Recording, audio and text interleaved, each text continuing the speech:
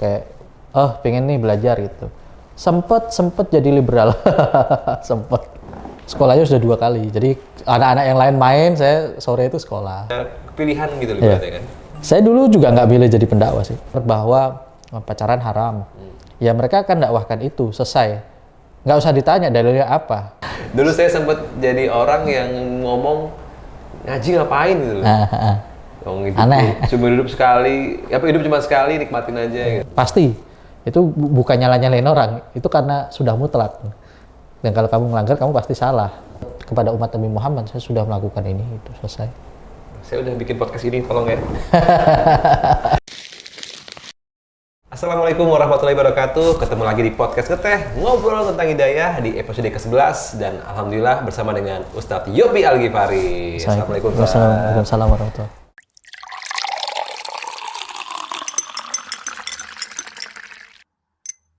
Jadi kalau teman-teman Semarang nih udah nggak asing ya dengan beliau. Beliau ini salah satunya founder Caidra ya? Enggak lah, nggak founder lah. Dan juga beliau ini salah satu founder dari Ta'aruf Online. Iya. Benar Ustaz ya? Ta'aruf Online. Sebenarnya Ustadz Yopi Al-Ghifari ini SMP atau SMA-nya Sekolah umum. sekolah umum? Sekolah umum. Saya itu sekolah 2 sekolah. Jadi karena gini, jadi bapak dulu kan latar belakangnya mondok ya. Jadi tahu dunia pesantren lah.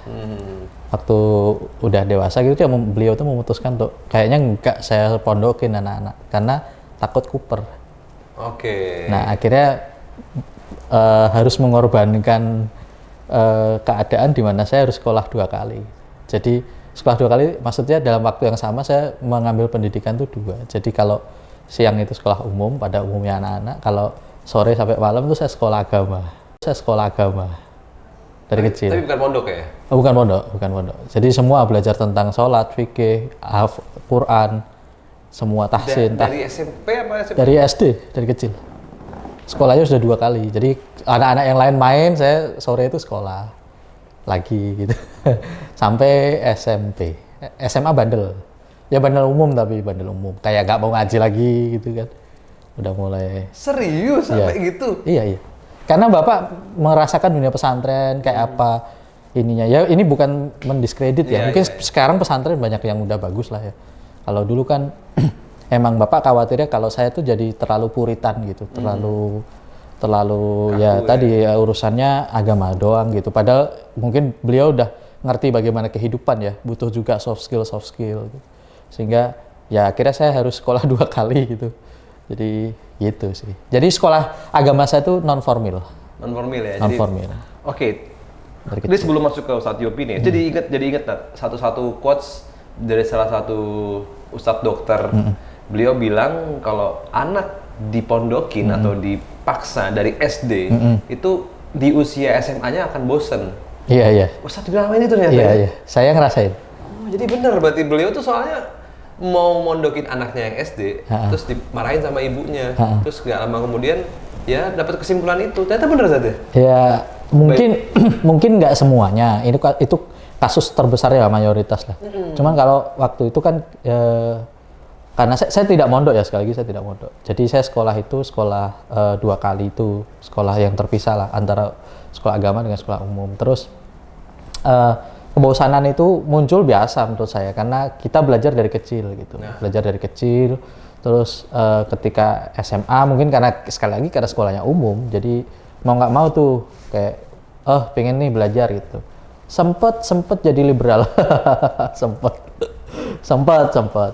Jadi kayak mengkritik, bahasa saya itu dulu mengkritik dogma gitu. Mengkritik doktrin agama gitu.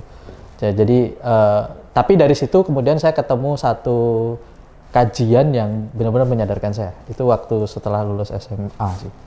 Kuliah ya, lebih tepatnya itu saya menemukan satu kajian yang bisa mengembalikan saya ke fitrah saya. Karena pembahasannya tidak biasa waktu itu. Apa tuh?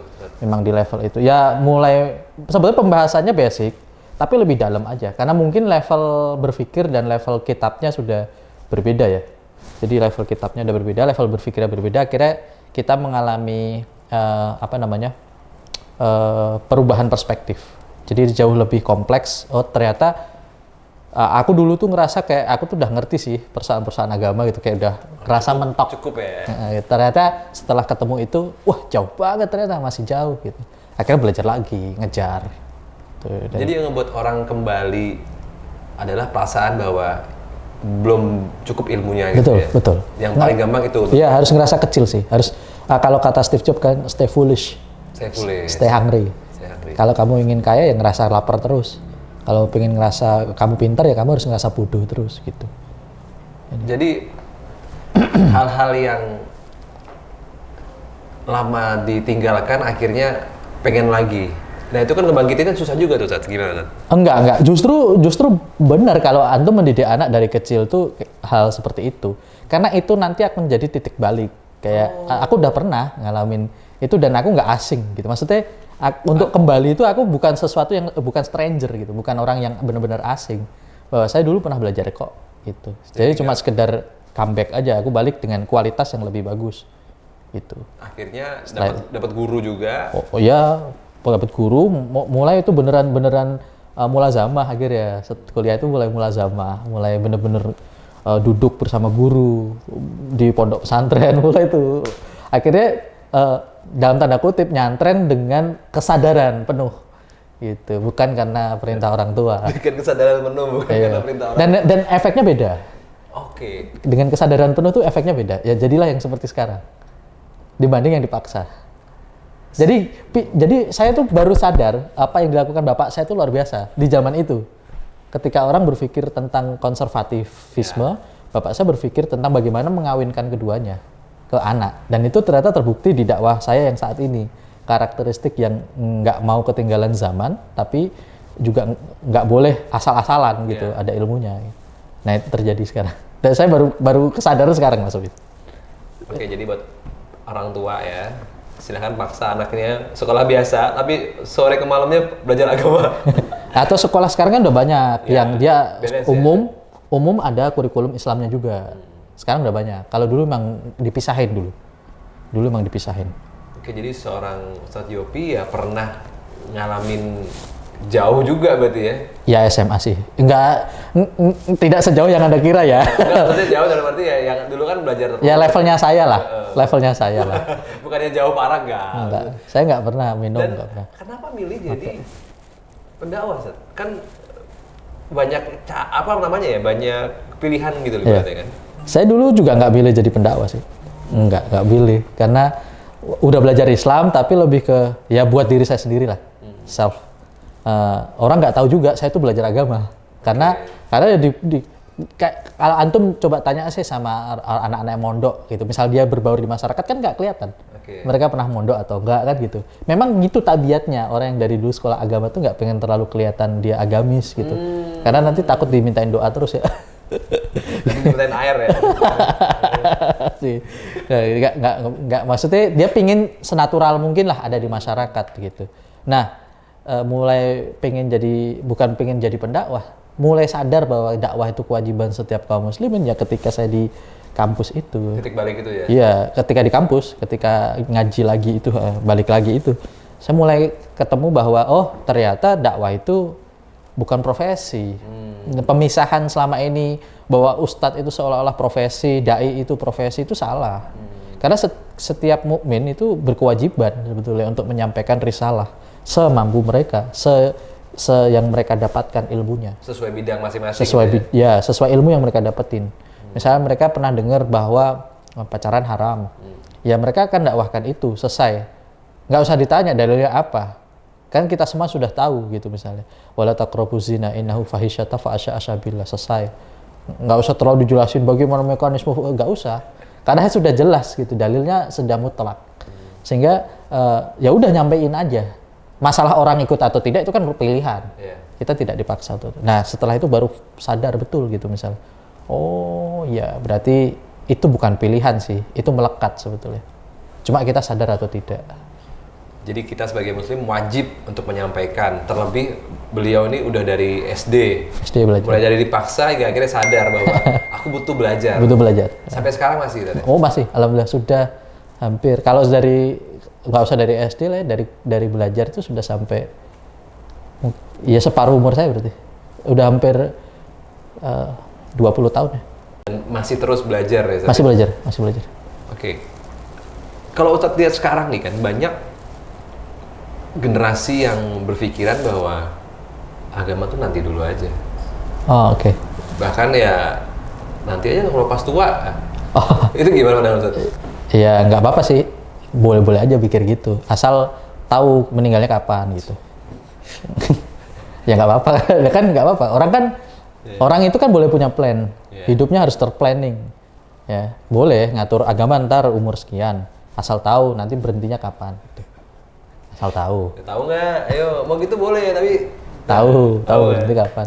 Kan sama kayak kita misalkan mau mengatur finansial. Kan kita tahu nih, kita kerja bakal kontrak misalnya. Kita kontrak tuh berapa tahun, ternyata di draft kontraknya 2 tahun. Nah, kita kan bisa tuh saving, berarti misal gajinya 3 juta per bulan. Kita bisa saving berapa sama 2 tahun kan gitu. Nah, pertanyaannya kalau kita mau ngatur hidup, ngajinya ntar dulu, gak apa-apa. Tapi tahu nggak kontraknya kapan selesainya? Waduh. Nah, itu hikmah kenapa Allah merahasiakan umur. Supaya senantiasa dalam kehidupan kita tuh kita tuh punya persiapan walaupun kita nggak dikasih akhirnya. Bisa dibayangin nggak Mas Obin kalau misalkan setiap dari kita tahu kita kapan matinya? Pasti bakal sholatnya. Ya, masjidnya itu kita akan tahu masjid ramai itu berarti orang tuh udah mau pada meninggal itu. Berarti pas sholat id tuh ya berarti kan? Lu bayangin sholat id rame. Iya. Kenapa? Karena hari raya. Enggak, karena dia event tahunan. Berarti bisa dibilang sholatnya dia tahunan juga dong. Kan dia datangnya event tahunan. Ya, masih alhamdulillah. Tapi tadi karena kita itu sering kali melakukan selebrasi yang orang yang merayakan sesuatu itu berarti orang yang paling jarang melakukan sesuatu yang paling jarang. Seharusnya kalau itu sering kan kita jadi nggak perlu merayakan ya. Biasa aja gitu. Lah ya kan kita cinta sama istri kita nggak perlu hari-hari kasih sayang itu nggak perlu. Karena setiap hari kita merayakan itu bersama pasangan kita. Dan bersyukurlah kamu dirayakan oleh pasanganmu. Kan gitu kan. Dalam banget nih. Kita ngeteh dulu Tat ya. Iya. Jangan kemana-mana, tetap di ngeteh ngobrol tentang hidayah.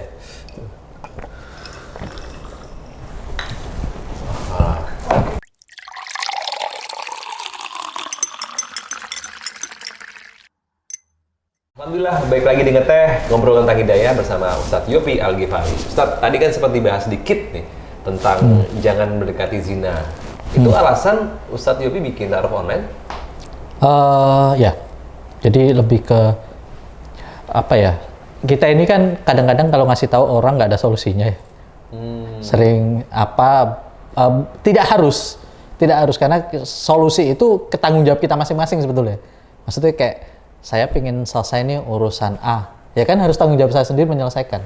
Orang lain itu tugasnya memotivasi. Itu yang jangan sampai salah pikir dulu bahwa setiap orang yang memotivasi kita untuk selesai melakukan keburukan itu juga orang yang harus mensolusikan kita, itu jangan begitu mindsetnya. Dia hanya mengingatkan kita, tugasnya kita mencari solusi untuk diri kita. Kan kita yang butuh keselamatan diri kita sendiri, bukan orang lain. Orang lain masih mau care itu, masih ngingetin itu masih udah bagus itu. Care gitu. Dan karena waktu itu mikir ya kenapa nggak kita buat sekalian gitu, kita bisa bantu, nggak sekedar ngomporin, kita bantu mereka buat nyelesain gitu. Dan ternyata bisa, qadarullah atas izin Allah. Ya udah kita buat sekalian. Tahun 2018 saya riset. 2018 saya riset akhir setengah tahun lah ada. Terus 2019 launching. Gitu. Jadi alasan terbesarnya memang karena persoalan hadis Nabi SAW. Jadi ada satu negeri itu halal ditimpa musibah oleh Allah Ta'ala ketika terjadi 2 aktivitas besar di sebuah kaum itu, yaitu maraknya zina dan riba. Jadi itu menghalalkan azab Allah turun. Sehingga dari hadis itu kemudian kita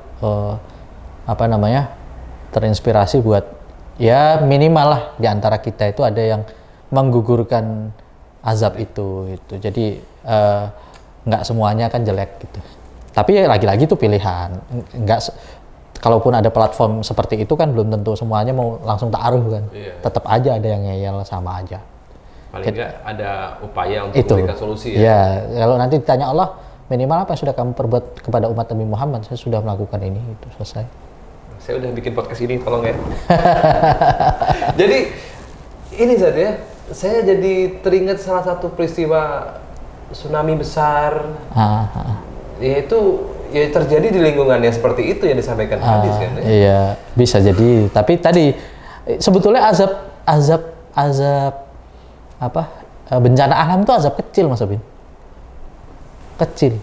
Itu orang yang sering pahami. Yuk, tapi meninggal loh. Yang meninggal kena kena bencana alam tuh sakit, enak. Gitu. Makanya saya sebut sebetulnya dalam azab bencana itu masih ada kerahmatan Allah, yaitu orang meninggal tuh enak gitu. Masih enak gitu. Dalam tanda kutip ya urusan akhiratnya ya gitu, enak. Gitu. Tapi yang sulit, yang ngeri sebetulnya itu azab yang menimpa yang paling berat itu ketika kita dapat orang yang mengatur urusan kita tapi bodoh. Namanya itu Roy Bido. Gimana tuh? Ya azab terbesar itu kita dapat pemimpin bodoh yang ngatur urusan kita tapi mereka akhirnya gak amanah. Itu yang paling gede sebetulnya bencananya. Itu azab paling besar. Paling besar itu. Dan kayaknya kita lagi dapat. Dan kita nggak ngelihat itu azab. Iya. Jadi kita ngelihatnya azab itu bencana alam aja. Padahal misalnya kita itu harusnya kita itu hidupnya enak, tapi malah dapat yang begitu, jadi hidup kita jadi susah sekarang. Itu azab.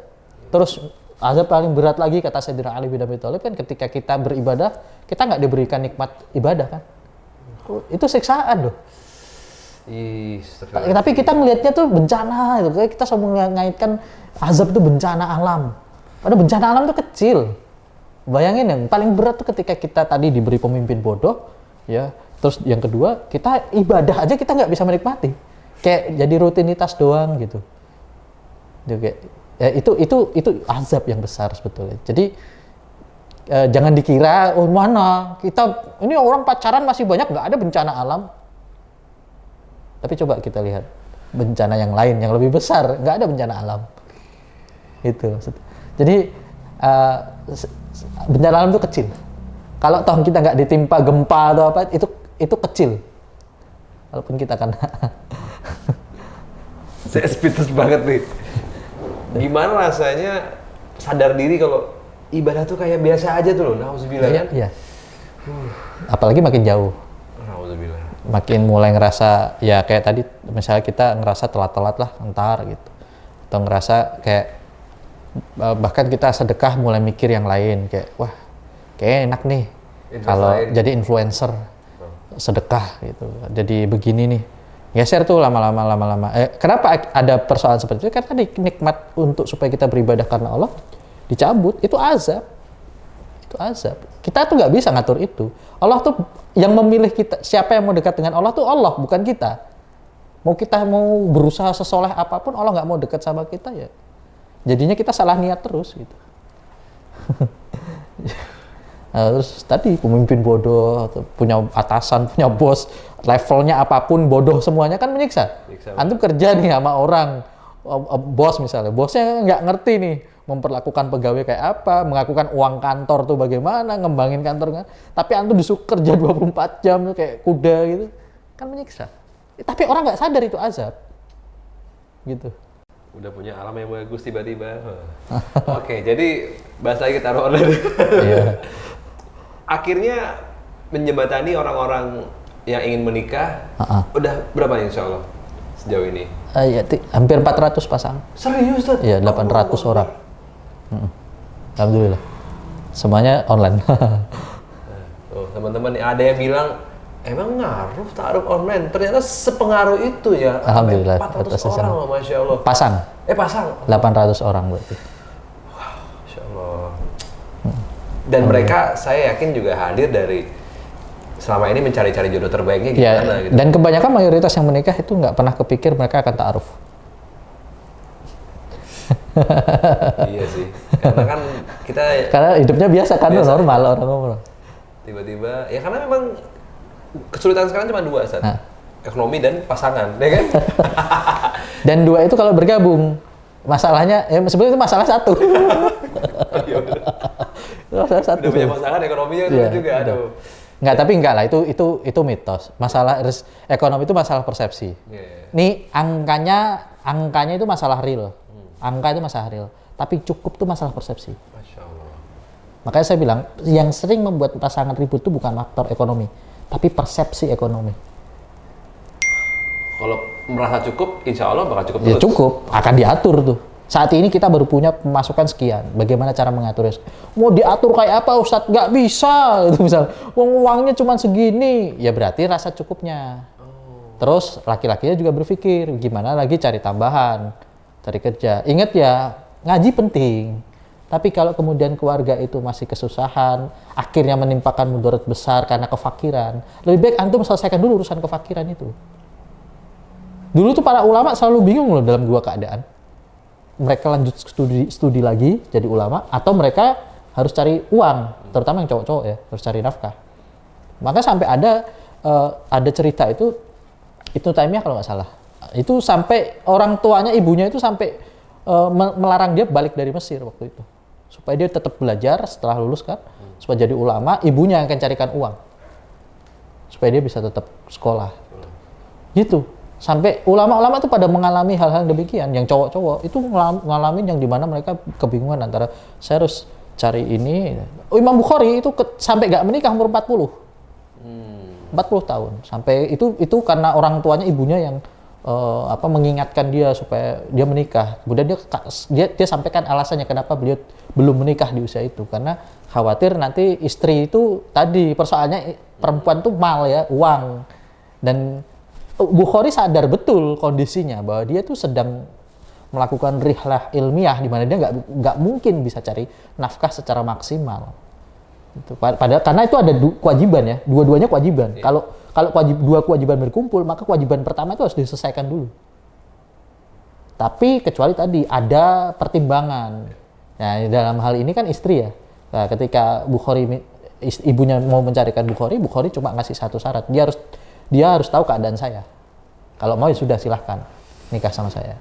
Akhirnya dapat nikah di usia 40. Dan istrinya tahu betul Bukhari tidak maksimal dalam memberikan itu. Nah, makanya itu harus diomongkan di awal. Jadi sebelum menikah itu harusnya kita kenal diri kita dulu. Kita tuh mau apa, mau jadi apa gitu. Cuman memang karena era sosial media Mas Ubin ya. Jadi cepet. Belum nikah ngomongnya A, nanti udah nikah ngomongnya jadi B, nanti nggak lama jadi C gitu ya. Karena ikut persepsi orang ya. Ya, yang kedua karena memang kita sekarang dididik untuk cepat. Nonton video nggak ada 1 menit. Hooknya itu 3 detik, 5 detik, jelek skip, itu ke bawah. Jadi sekarang serba instan semuanya, pengennya cepet. Sukses pengennya cepet, ya kan? Mau ini pengennya cepet, pokoknya nggak mau ini. Itu tanpa sadar loh. Social media itu membentuk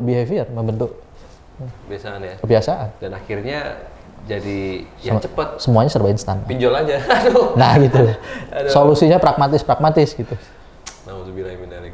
Oke, teman-teman, kita ngeteh dulu aja. Jangan kemana-mana, tetap di ngeteh. Ngobrol tentang hidayah.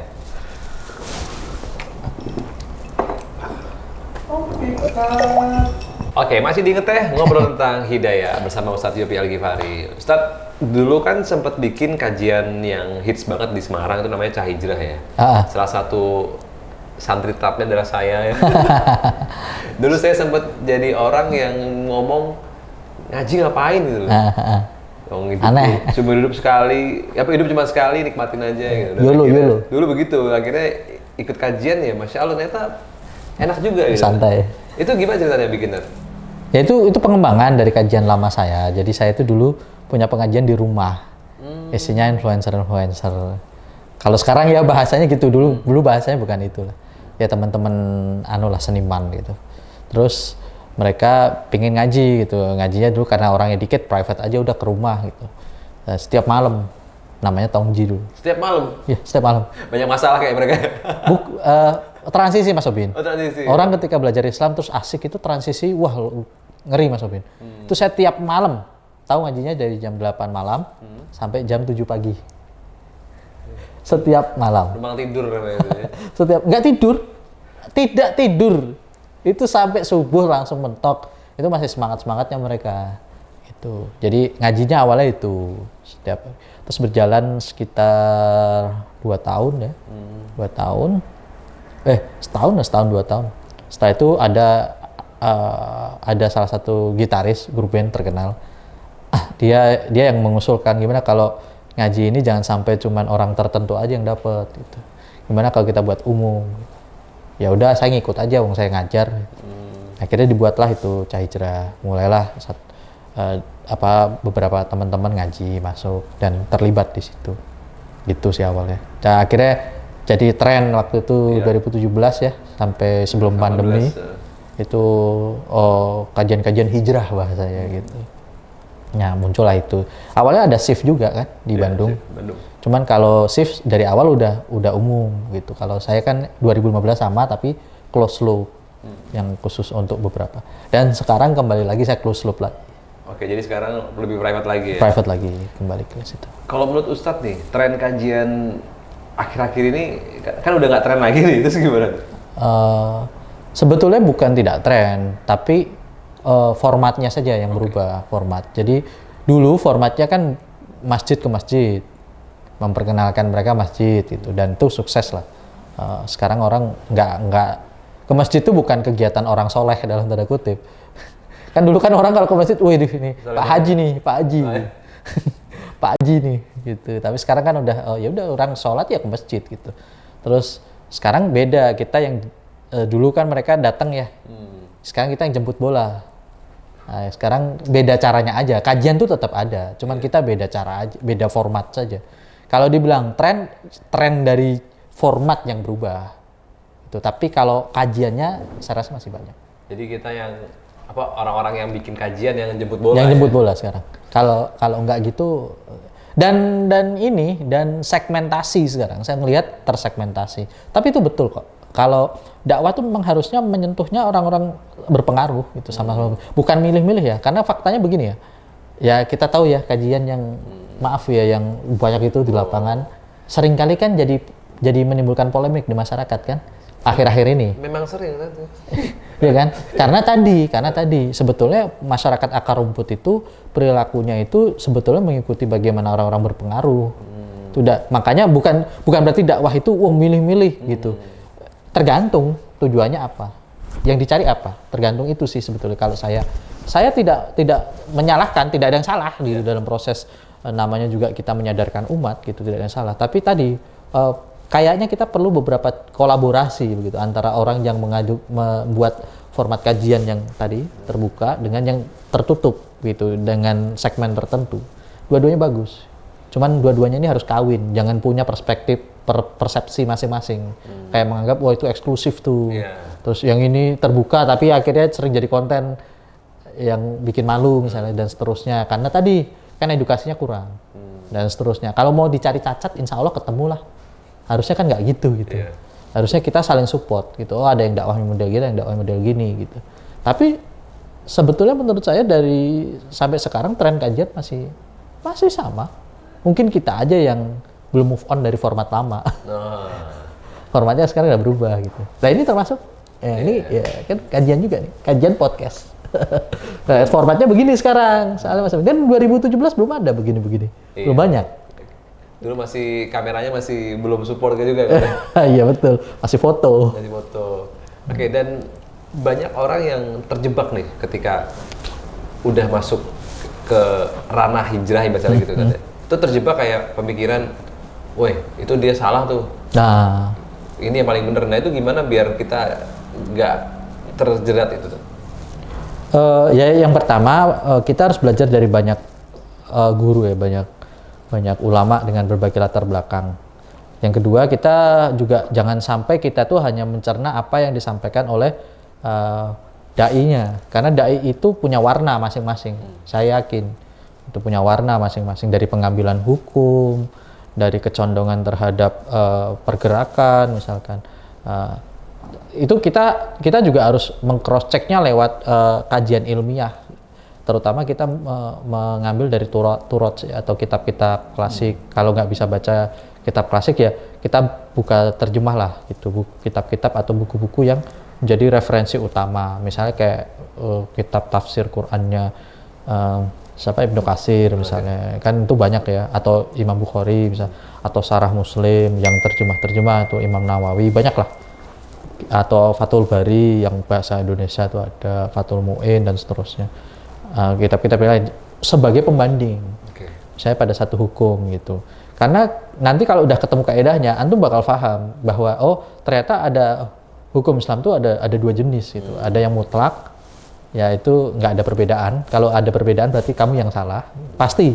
Itu bukan nyalain orang, itu karena sudah mutlak. Dan kalau kamu melanggar, kamu pasti salah. Sama yang satu khilafiyah. Memang ada perbedaan. Dan kalaupun beda, ya nggak apa-apa, nggak salah. Kalau beda tuh pilihannya cuma dua, dapat satu kebaikan atau dua. Oke. Gitu. Yang mutlak nih contohnya kayak pacaran tadi haram gitu kan? Ya, itu mutlak. Terus Babi. Omar gitu-gitu Ya, khinzir. Rokok? Rokok enggak. Gimana Ustaz? Emang ada? Kan saya kan dulu perokok nih, Iya. sekarang udah berhenti alhamdulillah. Ya. Dan saya beranggapan bahwa itu Haram. karena menyakiti diri sendiri. Iya, nggak apa-apa. Memang di rokok tuh ada 3 pendapat. Gimana Ustaz? Tapi tidak haram mutlak. Jadi haramnya haram khilafiyah. Artinya memang ada ulama yang berbeda pendapat, dan ini bukan hal baru dalam pandangan Islam. Dari beberapa perkara itu memang ada perbedaan pendapat seperti musik, rokok, kemudian ada persoalan KB. Oke. Itu ada perbedaan pendapat. Dan ketika selama ada perbedaan pendapat, ya tadi masalahnya masyarakat kita itu kan tidak belajar tentang metode tabani atau pengadopsian. Misalnya dia ngambil pendapat siapa, kebanyakan kan rata-rata kan pilih yang enak. Gitu, artinya, oh ini enak nih, ya ini saya gitu. Tapi nggak mengambil yang ketika ulama yang sama mengatakan dalam hal yang lain haram, dia nggak mau. Padahal ulamanya sama nih, yang dia ambil pendapat yang sebelah sini gitu, yang sininya nggak mau. Terus diganti prasmanan yang enak mana. Masyarakat kita begitu, memang harus diakui seperti itu keadaan hari ini. Sehingga makanya akhirnya menimbulkan kebingungan Nah itu gimana? dalam bersikap. Kalau tadi rokok gimana tuh? Ya kalau saya kan mentabaninya, karena ulama yang saya ikuti adalah mengatakan boleh, mubah. Maka ya jawabannya tadi ada 3 perbedaan, haram, makruh, mubah. Ya kalau mubah itu Syekh Taqiyuddin An-Nabhani itu memubahkan. Kalau haram tuh Syekh bin Bas.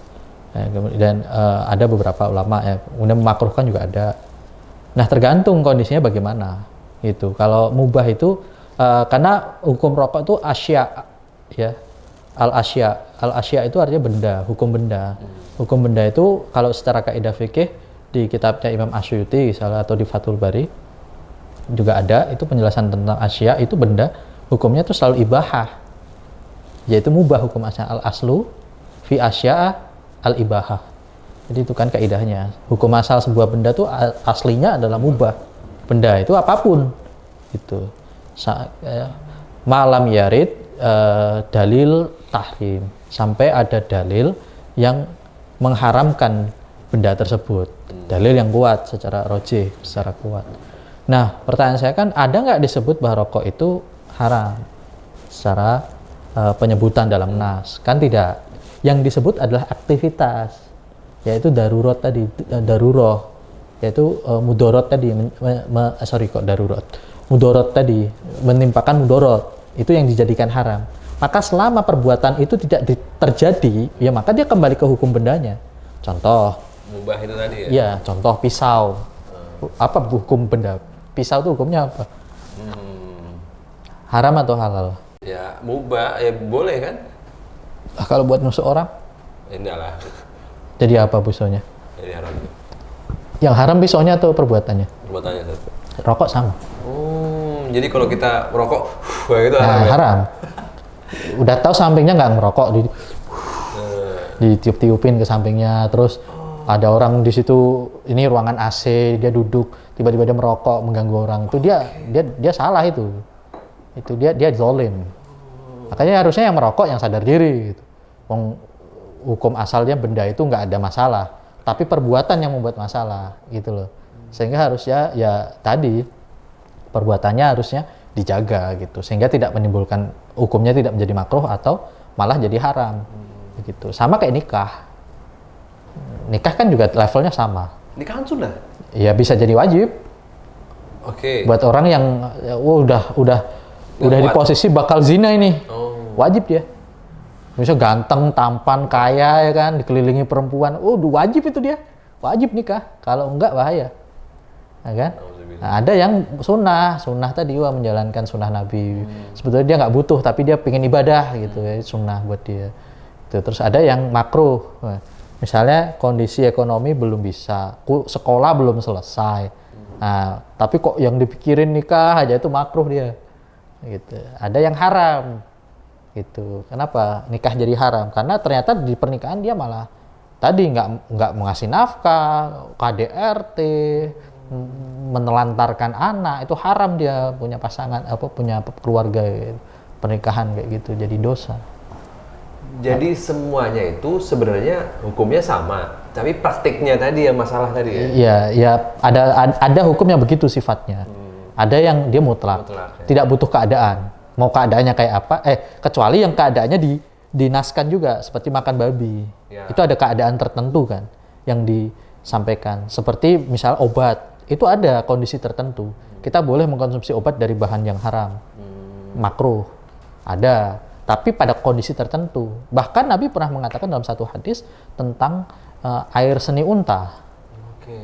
Ya kan? Yang jelas najisnya ya. Ya kan kalau Imam Syafi'i semua kotoran kan najis. Nggak boleh dimanfaatkan. Bahkan untuk pupuk. Imam Syafi'i. Nah, padahal Indonesia bilangnya kan Syafi'i. Enggak ya, akhirnya setelah beberapa hal, ya inilah pentingnya kita tuh tadi punya pandangan tentang tabani, tentang hukum. Jangan cuma ambil enaknya doang. Gitu. Iya, ya enggak Pak, ya enggak, ya bukan masalah tidak enak atau tidak, karena kita tidak punya standar itu masalahnya. Dan masyarakat secara komunal memang tidak dididik untuk itu. Makanya ini tanggung jawab bersama lah, supaya kita menyadarkan masyarakat bahwa hukum itu luas loh. Kalaupun misal kamu mengatakan ini haram dan ternyata itu persoalan khilafiyah, ya tidak, ya itu silahkan tuh haram untuk kamu. Tapi tidak bisa dipaksakan ke yang lain karena memang faktanya ahli ilmu saja masih berdebat tentang itu. Gitu. Jadi ya saya haram kayak Mas Obin, rokok menurut saya haram. Ya udah simpen untuk Mas Obin, nggak apa-apa. Saya tidak boleh iming-imingkan Mas Obin supaya ini nggak apa-apa loh Mas. Enggak, sampai Mas Obin benar-benar menggali hukum tadi, kemudian Mas Obin tersadar ternyata ini hukum yang paling kuat dan Mas Obin meninggalkan hukum yang lama misalnya. Itu dosa nggak? Ya enggak ada dosa. Wong itu memang sejak sananya sudah ada khilafiyah. Ya. Itu kan hukum taghab misalnya kayak tembakau kan gitu. Ada fikihnya itu. Jadi nggak haram mutlak rokok itu. Berarti teman-teman yang masih takut akan kajian bisa jadi memang karena masih tertutup hatinya. Tapi dengan kajian malah jadi tahu. Ternyata boleh kok. Akhirnya tetap merokok kan. Makin semangat rokoknya kan. Asalkan jangan ngerugiin orang lain. Gitu Ustaz ya. Jangan ganggu orang lain lah. Apapun itu ya. Ya jangan maksa orang lain juga untuk mengikuti hukum kita. Itu selama tadi dia belum menemukan kerojihan atau kekuatan di hukum. Memang gini Mas Obin, ini bukan terus ini jadi dalil ya bahwa oh mending bodoh aja lah. Nanti kan bisa boleh ngambil pendapat yang lemah-lemah gitu. Bukan begitu ya. Artinya justru ini menjadi semangat pemicu kita untuk kita ternyata masih perlu belajar ya. Bahkan untuk memilih hukum saja kita harus belajar untuk milih gitu. Terus gimana dong pacaran syar'i? Nah, gimana tuh? Yang mana-mana ya tetap di sini, tetap di ngeteh ngobrol tentang hidayah. Pacaran syar'i.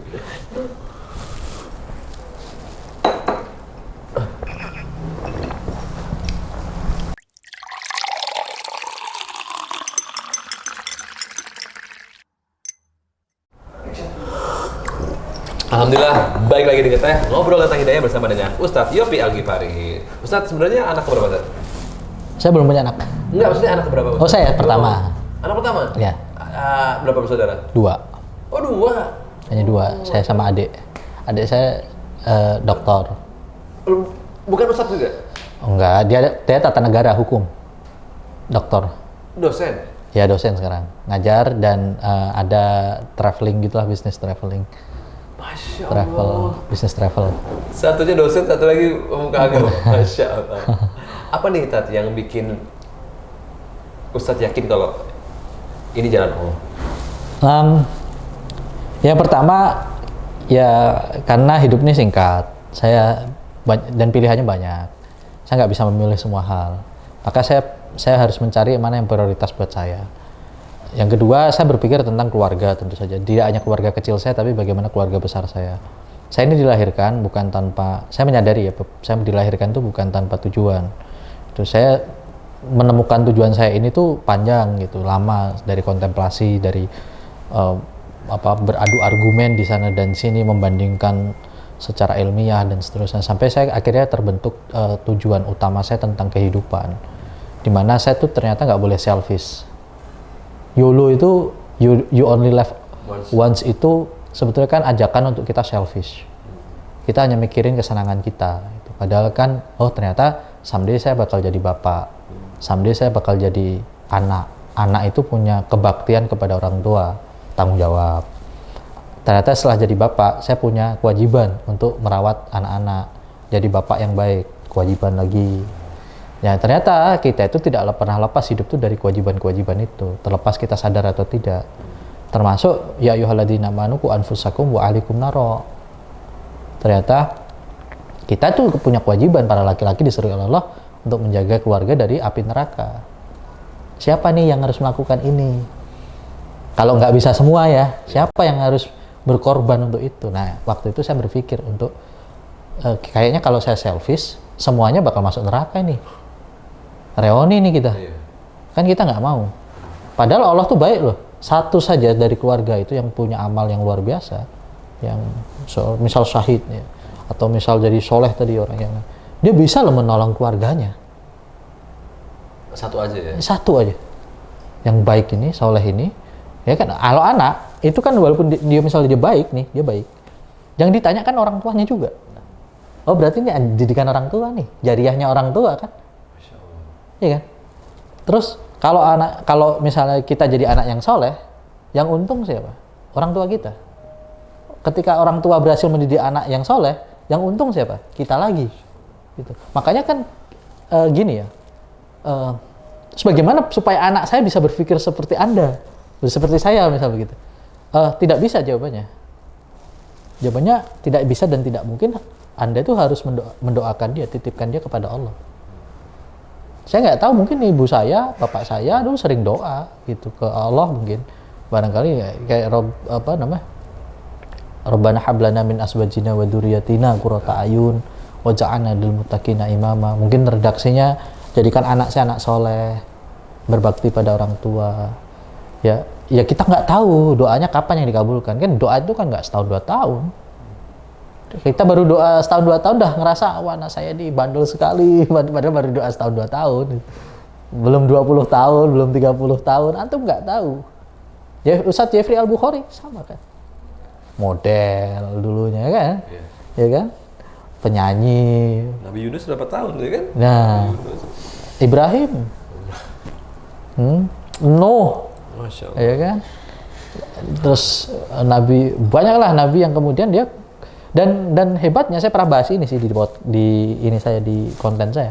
Hebatnya Al-Quran itu ketika bicara keluarga itu nggak ada keluarga yang ideal dalam pandangan kita manusia. Iya. Menurut kita nggak ada. Ujiannya nauzubillah ya. Antum melihat semua kisahnya itu sangat realistis. Itu yang kita alamin. Jadi kalau hari ini kita ngomongin keluarga terus kita dibilang itu kan keluarga Nabi, loh. Wah ini bahaya ini saya bilang. Loh, keluarga Nabi tuh ngeri loh. Nabi-nabi ya maksudnya. Ngeri loh. Mungkin antum kalau dapat keluarga kayak gitu udah nggak tahu udah ngapain udah. Balik kanan, nauzubillah. Kan Nabi tuh, Nabi Nuh ditinggal istri anaknya, ya kan? Paling nggak masuk akal sih. Maksudnya itu beriman loh. Lah ya, Adam, anaknya yang satu bunuh anaknya. Ujiannya apa nggak luar biasa itu? Berebut perempuan. Bayangin, ya kan? Maryam lahir nggak ada bapak, lahir anak nggak ada suami, ya kan? Gimana ngadepin omongan tetangga gimana? Wong kita nggak kerja di rumah aja udah nggak enak, apalagi nih, lu lahiran nggak ada suaminya. Tiba-tiba ada gitu kan? Gimana coba ngadepin gitu? Kita coba kalau gitu kita. Artinya, maksudnya saya mau ngomong bahwa Al-Quran itu selalu bicara kepada kita tuh tentang realitas. Bahwa ini masyarakat kita itu seperti ini. Gitu. Sulitnya seperti ini. Jadi kalau kita ngerasa wah kok sulit, jadi semua sih menurut saya itu problem lama, semua orang diuji sama. Dan percayalah kadar ujian kita itu belum seberapa. Ini tapi saya sudah menguras emosi saya, ini kesabaran saya. Iya itu belum seberapa. Yakin saya. Masih jauh sama apa yang dihadapi Nabi. Kan? Jauh sekali. Jadi artinya apa? Jadi gini loh, kalau urusan masalah harusnya kita tuh lihat yang di atas. Yang jauh lebih beban dari kita, supaya apa? Kita ngerasa bahwa masalah kita kecil kok. Kalau masalah kita hari ini kan kita punya masalah, kita bandingkan sama nggak punya masalah. Ya akhirnya masalah kita tuh kayak orang paling tersiksa di dunia lah. Kenapa ya setelah saya hijrah, setelah saya belajar Islam, malah jadi nggak punya kerjaan begini, malah jadi berantem sama istri, ini semua nih gara-gara taat. Ya, itu ini. Soalnya dia bilang gitu, Mas, saya kalau lagi sholat, kok malah masalah makin berat. Nah, pertanyaan saya, emangnya orang nggak sholat tuh nggak punya masalah?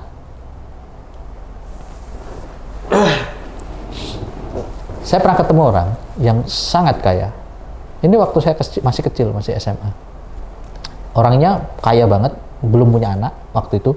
Petinggi-petinggi salah satu universitas datang ke rumah, ketemu bapak saya tentu saja. Tapi saya dapat pelajaran penting di situ. Mereka orang kaya, mereka bisa kasih beasiswa anak-anak kuliah ke luar negeri. Waktu itu saya ditawarin ke Jepang, tapi saya sempat mau diangkat jadi anak angkat, cuman nggak mau saya. Mungkin sekarang udah meninggal atau udah tua kali, udah lama banget itu. Tahu nggak? Itu dia pertama kali sholat di rumah saya. 40 tahun atau 45 tahun waktu itu usianya, udah tua. Itu dia orang terdidik loh, orang terdidik Mas Sobi. Itu dia pertama sholat di situ. Dia bahkan nggak ngerti caranya sholat. Itu sujud pertama, istrinya nangis di rumah saya, masih ingat. Padahal Islam dari lahir ya. Iya. Bayangin ya, maksud saya gini, Anda mungkin ngelihat orang, oh enak ya duitnya banyak, rumahnya gede, punya mobil, gonta-ganti. Anda tuh nggak tahu apa yang ada di dalam dirinya. Dan itu adilnya Allah, bahwa kebahagiaan itu bukan manusia yang memberikan.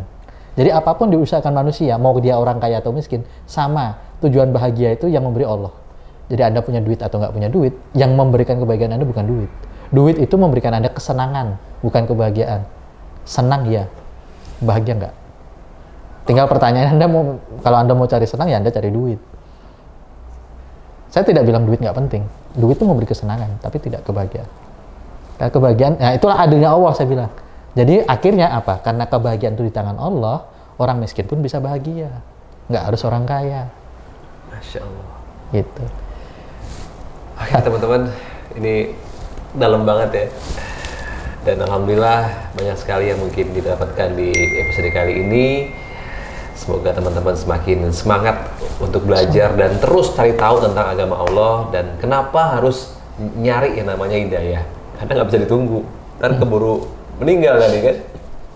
Masya Allah. Mau mulai kapan teman-teman untuk sholat? Untuk kembali lebih taat? Nah, jangan sampai nunggu sekarat ya. Yang baik-baik dari Allah, yang buruk dari kami. Wassalamualaikum warahmatullahi wabarakatuh. Waalaikumsalam warahmatullahi wabarakatuh. Sama-sama Sobi. Waduh, dalam banget. Jadi